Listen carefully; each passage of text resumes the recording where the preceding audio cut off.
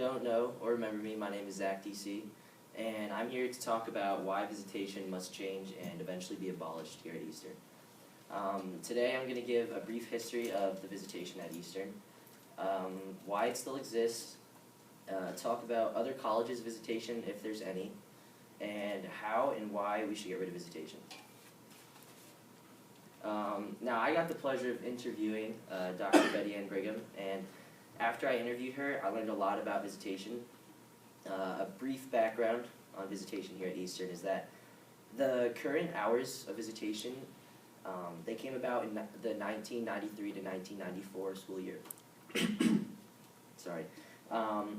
Now, for those of you who don't know, we don't have visitation on Wednesdays because of grow groups.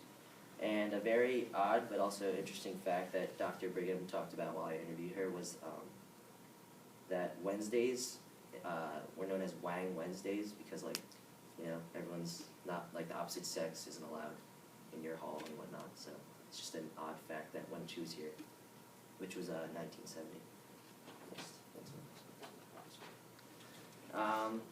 Visitation still exists because Dr. Brigham, she loves the rules and believes it will always exist, or at least while she's still working here.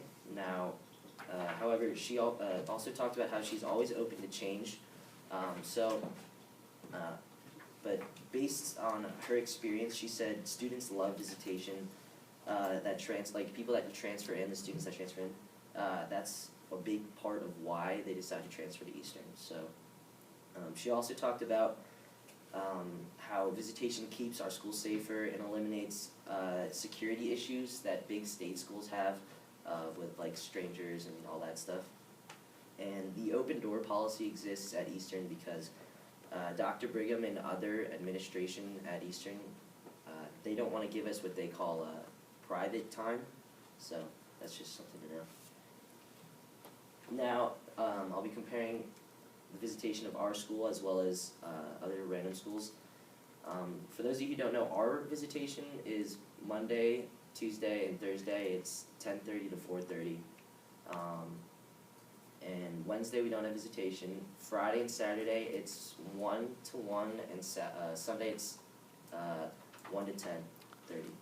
Now, Messiah College is a Christian school.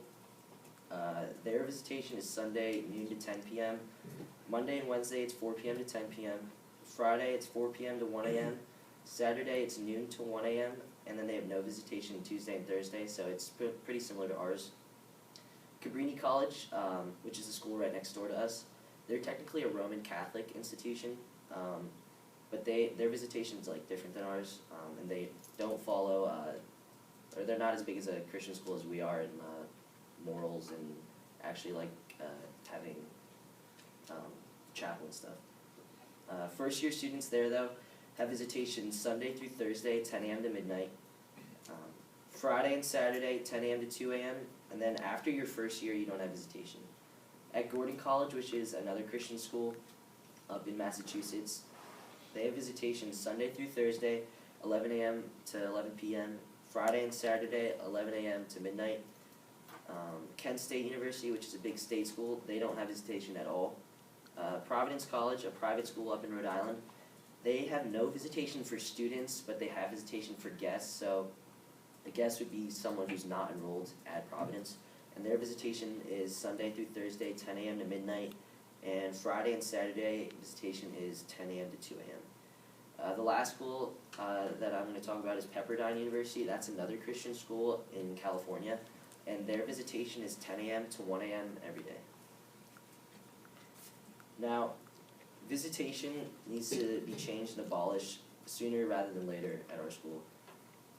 For example, one reason is Eastern treats us like we're little kids with all these rules when we are adults, legally too. And we should be able to make our own decisions for ourselves since the law says so. Getting rid of visitation also teaches us to develop self-control.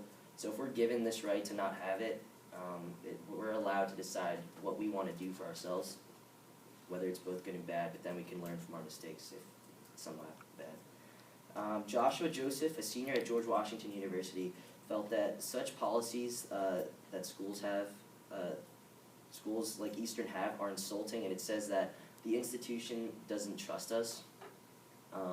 Having visitation, this also means that opposite sex parents and siblings cannot come into your hall or your dorm on Wednesdays or during the or after hours or before hours of visitation, which is annoying. So like, except on move-in days, I think. But like, for example, my family came last weekend to watch me play baseball, and my mom and them, they all came before 1 o'clock, and they wanted to come up to my room and whatnot, and just they wanted to hang out in there because they didn't want to just walk around campus. They just wanted somewhere to sit because it was a long drive down.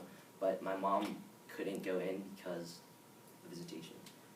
But changing or abolishing this rule, it also prepares us for the real world, where there's no rules besides the law. So in the real world, we're not going to have a figure or all these rules to baby us, and they're not going to be able to tell us what we can and cannot do. And we're going to have to put our big boy pants on and make decisions on our own that we think are right for us. In order to change visitation, it's going to be a step-by-step process. Now, I talked to Dr. Brigham about this, and she told me what it takes in order to make a change. Now, she told me that if we want to extend visitation or eventually get rid of it, we as a student body are going to have to be a voice that's heard by administration. We must be together on this as a whole, and also get faculty in on this with us that share the same views as us. Next, we make a formal request to Dr. Brigham that we want a change. Not by going into her office, barging in, and demanding like we don't want visitation and whatnot. Because she is a reasonable person, but and she'll definitely listen to us. But we can't just go in and barge into her office because she's not going to make any rash decisions on a whim or get pushed around by students. So we just go in nicely and make a formal request. Then we do some convenience sampling. So for example, we could make a survey. Say on the survey, if there's, do you like visitation, yes or no? If no, do you want to extend the hours or get rid of it? And then if yes, do you like the hours currently, or do you want to shorten the hours? Which I hope no one does that. Next, we have to call and research other schools, mainly Christian schools, since we're a Christian institution, and ask about their visitation rules. And then after we're done collecting all this data, we submit a formal proposal on the change and why. And after that, we sit and wait while Dr. Brigham and other administration look over our proposal. Now, Dr. Brigham, as I said before, she's very open to change as long as the student body is okay with it. Now, however, Dr. Brigham does not see visitation getting abolished as long as she's still here, but will definitely extend visitation as long as we are together on this as a whole.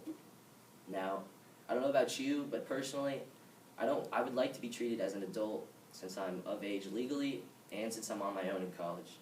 So, what do you guys think? Let's do something about this and let's make a change.